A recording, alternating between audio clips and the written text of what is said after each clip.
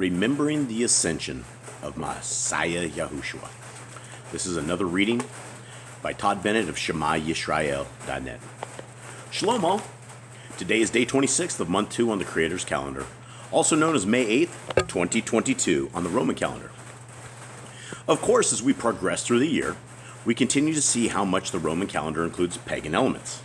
For instance, the month of May is named after the Greek goddess Maya. Maya was the name of one of the Pleiades, the 7 daughters of Atlas and Pleione. She was the mother of the Olympian Hermes by Zeus. As such, she features in myths about his birth and early life. Maya is also associated with fertility and growth, particularly in Roman mythology. That is why she is often depicted with flowers. I'm sure you have heard the adage, April showers bring May flowers. The month named after Maya was keyed to spring on the Roman solar calendar. It is interesting that the current Roman calendar the world operates under is named after Pope Gregory, yet it is remarkably pagan. That is because the Roman religion of Christianity is a pagan religion. It is not the same faith lived and taught by Yahushua the Messiah. Instead, it incorporates and assimilates aspects of pagan cultures in order to appeal to the masses. Currently, we see the religion completely misidentifying the name and teachings of the Messiah of Israel named Yahushua.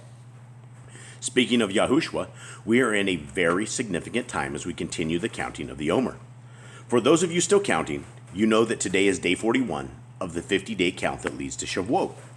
Remember that after the resurrection, Yahushua continued to meet with his disciples for 40 days until he ascended.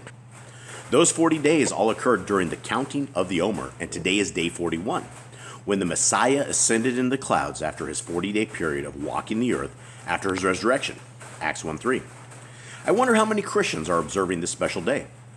I would guess very few, because not many of them are counting the days as Yahuwah commands. While many confess with their mouths, very few watch over his words and diligently obey and guard his commandments. That is why many will be horrified when they are rejected by Yahushua because their Christian formula for salvation was wrong and they were not ready. See Matthew 7:21 and 23, Luke 13:24-30, Matthew 25:1-13.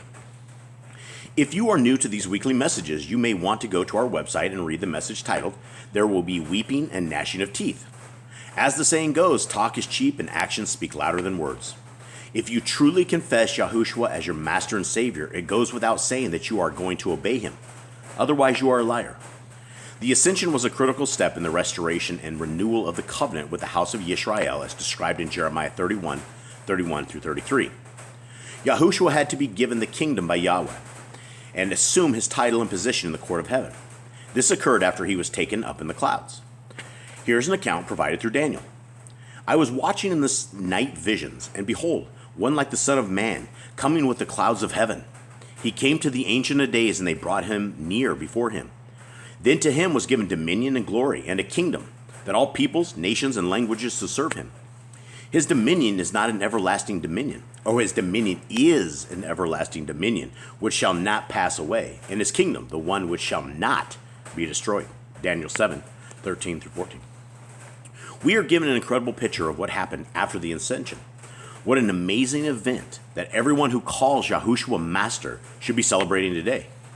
And as important as it was, there are only 2 accounts of the Ascension of Yahushua in the Scriptures. They are found in Luke 24:50-53 and Acts 1:1-14.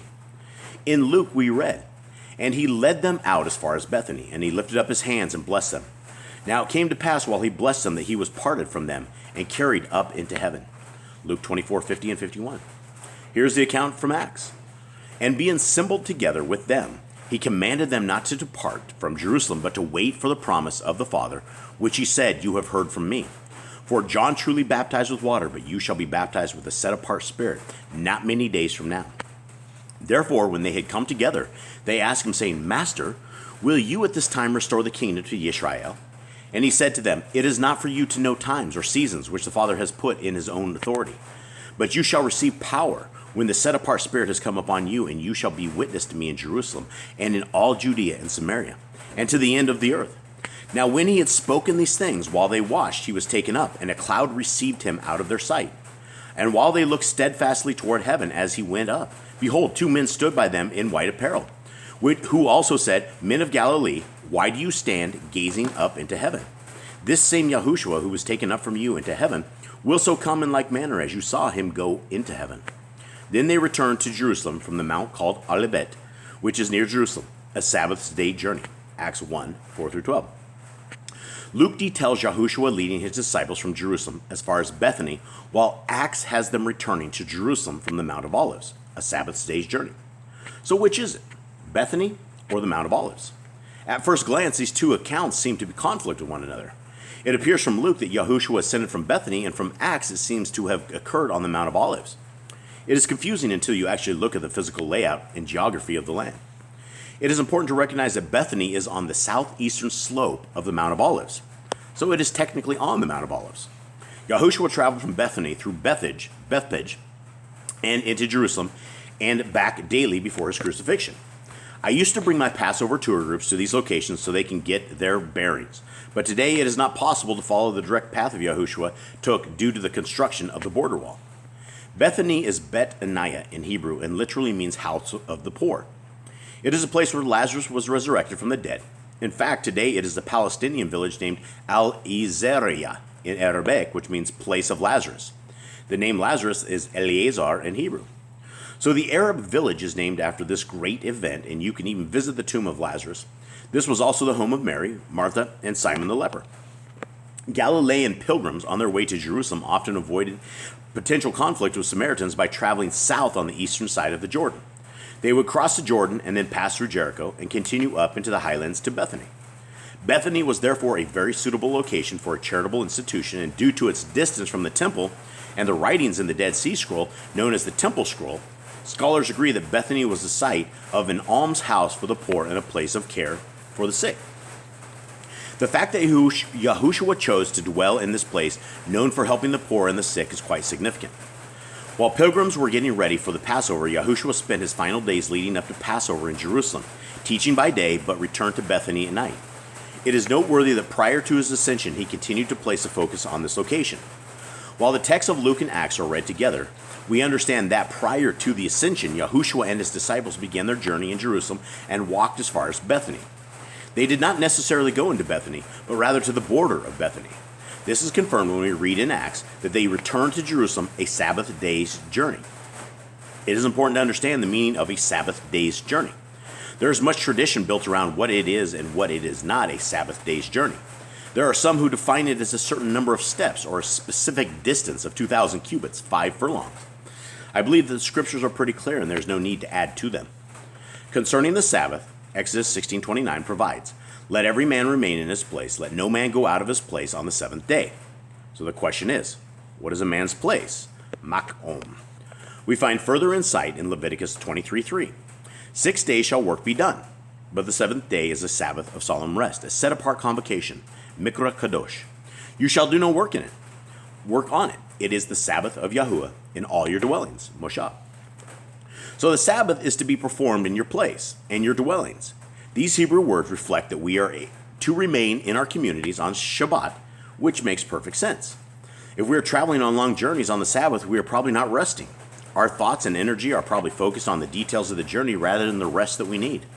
So they should remain in the camp on the Shabbat. There is no defined number of steps or measure of distance provided in the Torah.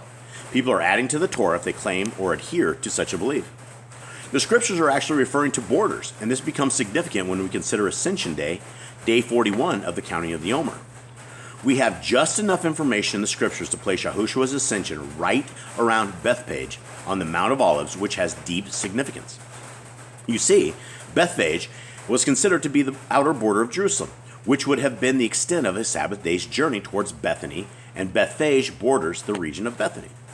Bethpage is Bet-phage in Hebrew. It means house, bet, of unripened figs, phage. It was one of the two seats of the Sanhedrin of the 71 members. It was located just west of the western summit, it was located just east of the western summit on the Mount of Olives. This was very close to the Mithkad altar where the red heifer was slaughtered and burned. It is also where the Yom Kippur sacrifices were burnt. This is a very significant place. Remember that this was also where Yahushua the king obtained the donkey to ride triumphantly into Jerusalem as prophesied in Zechariah. Now when they drew near Jerusalem and came to Bethphage at the Mount of Olives, then Yahushua sent 2 disciples, saying to them, Go into the village opposite you, and immediately you will find a donkey tied and a colt with her. Loose them and bring them to me. And if anyone says anything to you, you shall say, The master has need of them, and immediately he will send them. All this was done that it might be fulfilled, which was spoken by the prophet, saying, Tell the daughter of Zion, Behold, your king is coming to you lowly, and sitting on a donkey, a colt, the foal of a donkey. Matthew 21, 1-5. The prophet referred to was Zechariah. Here is the full text from Zechariah with some amplification. Rejoice greatly, O daughter of Zion. Shout, O daughter of Jerusalem. Behold, your king is coming to you. He is righteous and having salvation, lowly, Anai, and riding on a donkey, Kamor, a colt, Ayer, the foal, Ben, of a donkey, Atan. Zechariah 9:9. The kings of Israel were not supposed to be like the pharaohs of Egypt and accumulate horses and chariots. Instead, they were supposed to be humble. Here are some of the specific commandments for kings.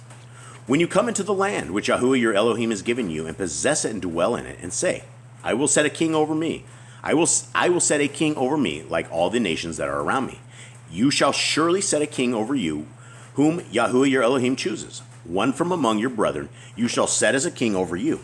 You may not set a foreigner over you, who is not your brother.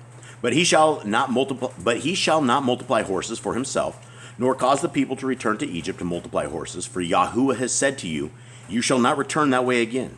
Neither shall he multiply wives for himself, lest his heart turn away, nor shall he greatly multiply silver and gold for himself.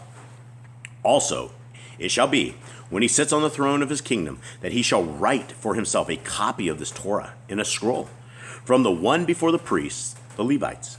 And it shall be to him, and he shall read it all the days of his life, that he may learn to fear Yahuwah his Elohim, and be careful to observe all the words of this Torah and these statutes, that his heart may not be lifted above his brethren, that he may not turn aside from the commandment to the right hand or to the left, and that he may prolong his days in his kingdom, he and his children in the midst of Yisrael. Deuteronomy 17, 18-20. There is plenty of evidence that the kings of Yisrael rode mules, particularly David and Solomon, 1 Kings 1:38. The reason for this was that Yahuwah was the one who fought the battles, not the king and his army. The king was supposed to remain humble, unlike the kings of other nations. It all went wrong during the reign of Solomon. While Solomon began his reign on a mule, he ended up violating the commands for kings. Here is how his reign began. So Zadok the priest, Nathan the prophet, Benaniah the son of Jehoiada, the Kerarites, and the Pelethites went down and had Solomon ride on King David's mule, Perda, and took him to Gihon. Then Zadok the priest took a horn of oil from the tabernacle and anointed Solomon. And they blew the shofar, and all the people said, Long live King Solomon! And all the people went up after him, and the people played the flutes and rejoiced with great joy, so that the earth seemed to split with their sound. 1 Kings 1, 38-40. Here's how it ended. And Solomon gathered chariots and horsemen. He had 1,400 chariots and 12,000 horsemen, whom he stationed in the chariot cities and with the king at Jerusalem. The king made silver as common in Jerusalem as stones, and he made cedar trees as abundant as the sycamores which are in the lowland. Also Solomon had horses imported from Egypt and Kev, and the king's merchants brought them in Kev at the current price. Now a chariot that was imported from Egypt cost 600 shekels of silver, and a horse 150, and thus through their agents they exported them to all the kings of the Hittites and to the kings of Syria. But King Solomon loved many foreign women, as well as the daughter of Pharaoh, women of the Moabites, Ammonites, Edomites, Sidonians, and Hittites, from the nations of whom Yahuwah had said to the children of Israel, You shall not intermarry with them, nor they with you. Surely they will turn away your hearts after their gods. Solomon clung to these in love, and he had 700 wives, princesses, and 300 concubines, and his wives turned away his heart. For it was so, when Solomon was old, that his wives turned his heart after other gods, and his heart was not loyal to Yahuwah his Elohim, as was the heart of his father David. For Solomon went after Asheroth, the goddess of the Sidonians, and after Milcom, the abomination of the Ammonites. Solomon did evil in the sight of Yahuwah, and did not fully follow Yahuwah, as did his father David. Then Solomon built a high place for Chemosh, the abomination of Moab, on the hill that is east of Jerusalem, and for the Molech, the abomination of the people of Ammon. And he did likewise for all his foreign wives who burned incense and sacrificed to their gods. So Yahuwah became angry with Solomon because his heart had turned from Yahuwah Elohim of Yisrael, who had appeared to him twice and had commanded him concerning this thing, that he should not go after other gods. But he did not keep what Yahuwah had commanded. Therefore Yahuwah said to Solomon, because you have done this and have not kept my covenant and my statutes which I have commanded you, I will surely tear the kingdom away from you and give it to your servant. 1 Kings 10:26 through 11:11. What a sad account. Solomon had great wisdom, but he failed to walk and remain on the path of wisdom provided by Yahuwah. He specifically violated the command not to own multiply horses, which was one of the reasons for his demise. He went the way of the nations, and pride set in his heart. He actually neglected his own words recorded in the Proverbs. When pride comes, then comes shame, but with the humble is wisdom. Proverbs 11:2. Interestingly, a mule is the offspring from a male donkey and a female horse, so there is a mixing of species. The King Messiah would ride on a male donkey. That is all a very fascinating area of study, but I digress. Bethany was also where Yahushua cursed the fig tree after leaving Bethany. Recall the account. Now the next day when they had come out from Bethany, he was hungry. And seeing from afar a fig tree having leaves, he went to see if perhaps he would find something on it. But when he came to it, he found nothing but leaves, for it was not the season for figs. In response, Yahushua said to it, let no one eat fruit from you ever again. Mark 11:12 through 14. If he was coming out of Bethany on the way to Jerusalem, that would place him at Bethphage. The fig tree at Bethphage, house of the unripened fig, represented the house of Yahudah that had partially returned from Babylon. See Jeremiah 24. By cursing the fig tree, Yahushua was rendering judgment upon the house of Yahudah. The reason that he did this was because the house of Yahudah was not bearing fruit. While the house of Yahudah, led by the Sanhedrin, was busy with religion, they were neglecting the mandate of Yisrael. We are all supposed to be bearing fruit, and Yahushua showed us how to bear fruit through his action and his teachings. How incredible then he chose this place to ascend into the heavens as the resurrected Messiah. He did this all specifically intentionally at the border of Jerusalem, right in the face of the elders of Yahudah. Today you can actually visit the traditional spot of his ascension in Bethphage. Of course, day 41 of the count was significant for a number of reasons. When we look at the number itself, in Hebrew the word for border, Gebuah, actually represents 41. So there is an emphasis on the border because Yahushua described himself as the door. John 10:7 and 9. He also said, I am the way, the truth, and the life. No one comes to the Father except through me. John 14:6. He is the only way into the kingdom, and as the Passover sacrifice, the Lamb of Elohim, his blood must be applied to the doorpost and lintel, the entry point to the house. You don't necessarily recognize some of these things by simply reading books, and unless you actually go to the land and walk where Yahushua walked, you might miss the importance of his actions. This is also what happens if we only read the scriptures in English and never look to the Hebrew language. It all comes down to getting to the Hebrew roots of our faith, including both the text and the land. Messiah was resurrected on day 2 of the Omer count, after spending 3 days and 3 nights in the tomb. Many people are taught that Messiah was raised as first fruits, as if first fruits is the specific appointed time during Passover that needed to be fulfilled by him. While there is a first resheep barley offering performed that clearly refers to the Messiah as the Et Omer, that offering was made after the first high Shabbat of unleavened bread. It was cut, threshed, parched, ground, and sifted all on the same day, day 16 of month 1. The Et Omer of fine flour was then mixed with oil and frankincense, waved and burned. It was not specifically attributed to Resurrection Day, as many attempt to do, but rather the entire work of the Messiah, the Aleph Tah, Et. The first resheet offering marked the beginning resheet of the Omer count to Shavuot, and it is not a separate and unique appointed time. In fact, the Feast of Shavuot is actually the day of first fruits. See Numbers 28:26. It is when everyone brings their first fruits grain offering to Jerusalem to wave it before Yahuwah. The resheep barley offering during unleavened bread is intimately connected to the Bikurim wheat offering of Shavuot, and it is all about the harvest of the Messiah. Matthew 3:12.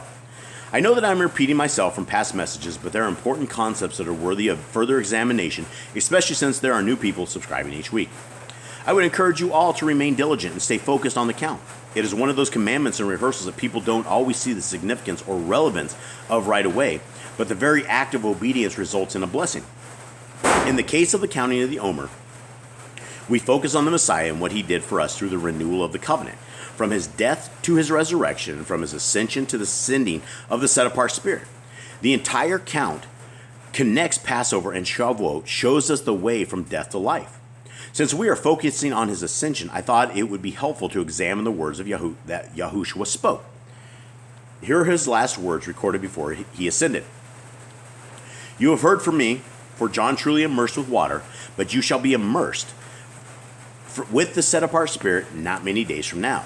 And it is not for you to know times or seasons which the Father has put in his own authority, but you shall receive power when the set-apart Spirit has come upon you, and you shall be witnesses to me in Jerusalem and in all Judea and Samaria and to the end of the earth. These were the final words before he ascended, and the last recorded words spoken while his feet were on this earth. In the legal realm, there is a principle known as the dead man's statute. It is an exception to the hearsay rule and allows the last words of a deceased to be admitted as evidence in order to determine their intentions or state of mind. The last words of an individual are deemed to be so important that they are given special weight under the rules of evidence. In the case of Yahushua, I suppose it would have to be called the dead and latter resurrected and ascended man's statute. Nevertheless, I believe that there is special weight to his final words and deeds. Look at how the emphasis is on immersion and being witnesses for him. We immerse with water, and then he immerses us in the Spirit. He gives us power so that we can witness for him. Where are we witnesses? Judea, which is the territory of the house of Yehuda, Samaria, which is the territory of the house of Yisrael, and to the end of the earth, the nations. He does not give us power to experience holy laughter or to be slain in the Spirit. That is all selfish nonsense that has led many astray in certain Christian denominations. Sadly, some people are more interested in seeking a thrill or an experience when they are supposed to be humble and obedient servants. Remember Yahushua's final teaching before his crucifixion? He described the nations being divided between sheep and goats. His sheep are supposed to be helping the hungry, the thirsty, the stranger, the naked, the sick, and the prisoners. Read what we have to say to his sheep. When the Son of Man comes in his glory and all the set-apart messengers with him, then he will sit on the throne of his esteem. All the nations will be gathered before him, and he will separate them one from another, as a shepherd divides his sheep from the goats. And he will set the sheep on his right hand, but the goats on the left. Then the king will say to those on the right hand, Come, you blessed of my Father, inherit the kingdom prepared for you from the foundation of the world. For I was hungry, and you gave me food. I was thirsty, and you gave me drink. I was a stranger, and you took me in. I was naked, and you clothed me. I was sick, and you visited me. I was in prison, and you came to me. Then the righteous will answer him, saying, Master, when did we see you hungry and feed you, or thirsty and give you drink? When did we see you a stranger and take you in, or naked and clothe you? Or when did we see you sick or in prison and come to you? And the king will answer and say to them, Assuredly, I say to you, inasmuch as you did it to one of the least of these, my brethren, you did it to me. Matthew 25:31-40. The sheep are described as righteous. That means they are walking in obedience to the commandments. So if we are his sheep, it is a good idea to focus on his final words and his mandate. The timing of this message is very interesting because I had the privilege of overseeing the immersion of a dear sister in the faith a couple days ago. We actually discussed some of these issues as we were preparing for her immersion. The immersion is a picture of cleansing, purification in our passage from Egypt to Yisrael, from death to life. We no longer focus on building our own kingdoms. Our focus is now building his kingdom. Yahushua cursed the fig tree of Bethphage because instead of leaving Babylon, the house of Yehuda brought Babylon with them. Bethany was just beyond Bethphage, yet the religious leaders failed to understand the significance. They were caught up in their hypocritical religious system when they were supposed to be acting like his sheep. Yahushua began his work by being immersed in water. He then spent 40 days in the wilderness being humbled, afflicted, and tested. He spent his time among the poor and the sick and lived without a house or possessions. Remember his statement that foxes have holes and birds of the air have nests, but the Son of Man has nowhere to lay his head? Matthew 8:20. He chose to live among the poor and he allowed himself, an innocent man, to be executed. He was later resurrected from the dead and spent 40 days on earth before sinning. His time of service was couched within 2 40-day periods. The number 40 is interesting because it is the numeric value of the Hebrew letter mem, which means water. On his last day on earth, he left Jerusalem and ascended to the heavens, revealing an emphasis on immersion, the poor, and the afflicted. Could the message be any more obvious? This is a good day for all of us to assess whether we have truly been immersed in Yahushua and by Yahushua. When we immerse in his name, Shem, we immerse in his authority. We follow and obey, and his focus becomes our focus. Are you ready to pass under his rod? Will you be counted among the sheep? The answer to that depends upon whether you are doing the work of the kingdom or busy and distracted with the affairs of this life. If you are one of his sheep, then you have nothing to fear regarding the future. You look forward to the master's arrival. Therefore, while we consider the ascension, we should be anticipating the day when he returns in the clouds. Behold, he is coming with clouds, and every eye will see him. Even they who pierced him, and all the tribes of the earth will mourn because of him. Even so, amen. Revelation 1:7. We anticipate the time when he rules the world and judges the nations as described in Micah 4. Until then, the ones who are immersed in his name must rely on his power to spread his message and help those in need. That is the message from the Ascension. Beraka, Todd. Shema Yisrael.net.